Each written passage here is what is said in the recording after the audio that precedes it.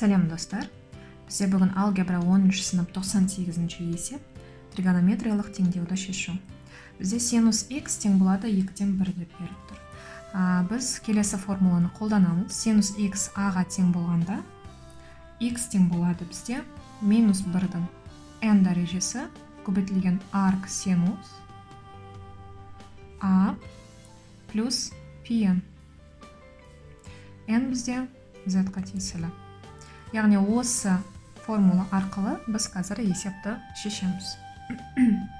Яғни синус x тең 2-ден 1 болғанда бізде x тең болады минус 1-дің n дәрежесі көбейтілген арк синус a деп отырғанымыз бізде 2-ден 1-ге тең. Қосамыз pn-ға. Ол тең болады минус 1-дің n дәрежесі арк синус 2-ден 1-де бізде пи бөлінген 6-ға тең. Қосылған pn. Жауабы шықты. Келесі а есебіміз синус x тең болады түбір 3 бөлінген 2-ге.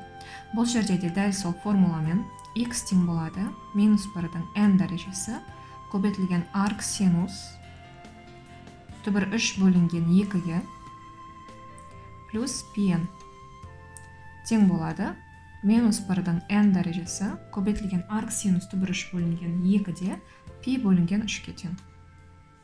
Плюс pn. Келесі b есебіміз. Бұл жерде косинус x тең 2-ден 1-ге берілген. Косинус x-тің формуласы тең a болғанда x тең болады плюс минус арк косинус a плюс 2pn-ға тең болады екен. Енді осы формула бойынша есебімізді шығарып көреміз.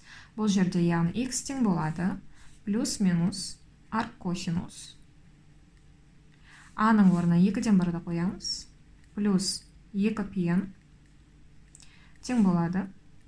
Арк косинус 2-ден 1 болған кезде бізде оның мәні пи бөлінген 3-ге тең. Яғни таңбаны ұмытпаймыз. Плюс минус пи бөлінген 3 қосылған 2pn. Келесі соңғы v есебіміз. Бұны да осы формуламен шығарамыз. Яғни x тең болады плюс минус арк косинус. a-ның орнына минус түбір асты 3 бөлінген 2-ні қоямыз плюс 2pn.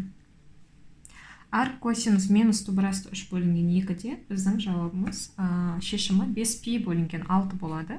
Яғни таңбаны ұмытпаймыз. Плюс минус 5π бөлінген 6 плюс 2pn.